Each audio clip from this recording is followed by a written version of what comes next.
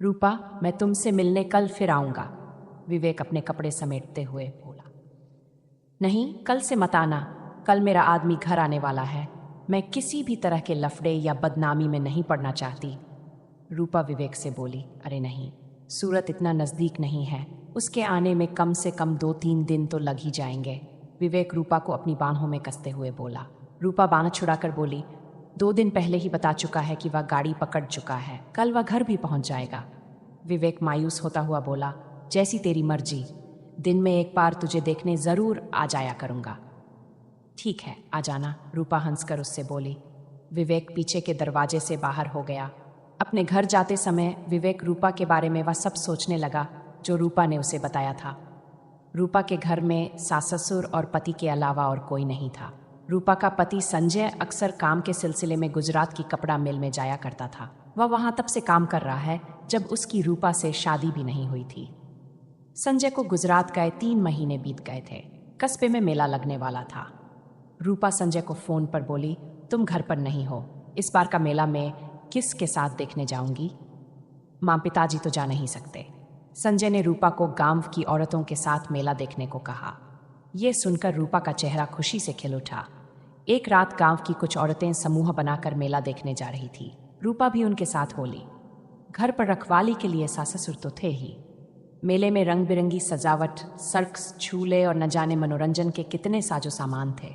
उन सबको निहारती रूपा गांव की औरतों से बिछड़ गई। अब रूपा घर कैसे जाएगी?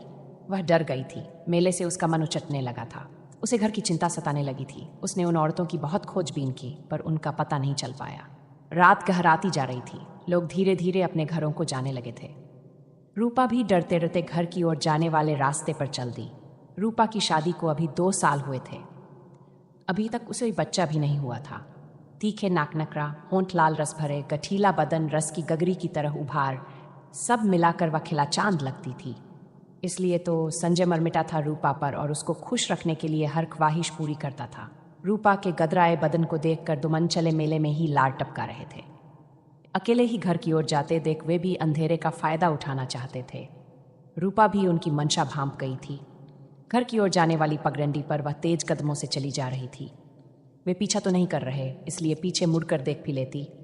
मनचले भी तेज कदमों से रूपा की ओर बढ़ रहे थे। वह बदहवास सी तेजी से चली जा रही थी कि अचानक ठोकर खाकर गिर पड़ी। तभी एक नौजवान ने सहारा देकर रूपा को उठाया और पूछा, आप बहुत डरी हुई हैं, क्या बात है? कुछ नहीं, रूपा उठते हुए बोली। शायद मेला देखकर आ रही हैं। कहाँ तक जाना है? नौजवान ने पूछा। पास के सूरतपुर गांव में मेरा घर है। 2 मन चले मेरा पीछा कर रहे हैं। जिन औरतों के साथ में आई थी वे पता नहीं कब घर चली गईं। मुझे मालूम नहीं चला। बदहवास रूपा ने एक ही सांस में सारी बातें उस नौजवान से बोल दी। जिस नौजवान ने रूपा को सहारा दिया उसका नाम विवेक था। उसने पीछे मुड़कर देखा तो वहां कोई नहीं था। डरने की कोई बात नहीं है, मैं भी उसी गांव का हूं, मैं आपको घर तक छोड़ दूंगा। रूपा डर गई थी।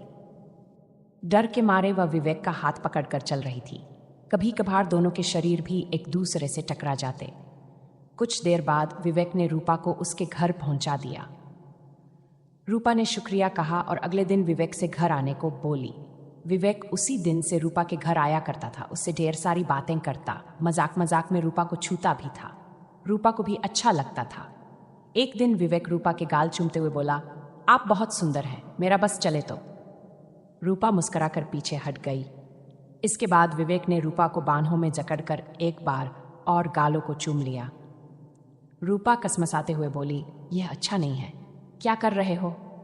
संजय अक्सर घर से बाहर ही रहता था, इसलिए रूपा की जवानी भी प्यासी मछली की तरह तड़पती रहती। छुड़ाने की नाकाम कोशिश कर विवेक के आगे वह समर्पित हो गई और वे दोनों एक हो गए।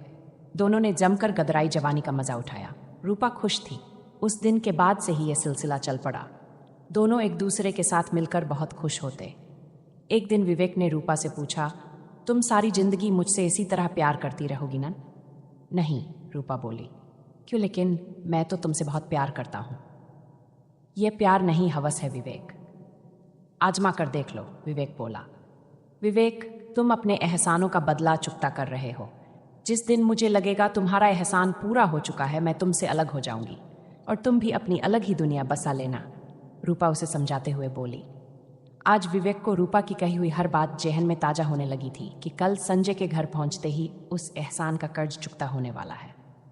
तो दोस्तों, वीडियो अच्छी लगी हो तो चैनल को सब्सक्राइब ज़रूर करें। मिलते हैं अगली वीडियो में, तब तक के लिए love you and take care.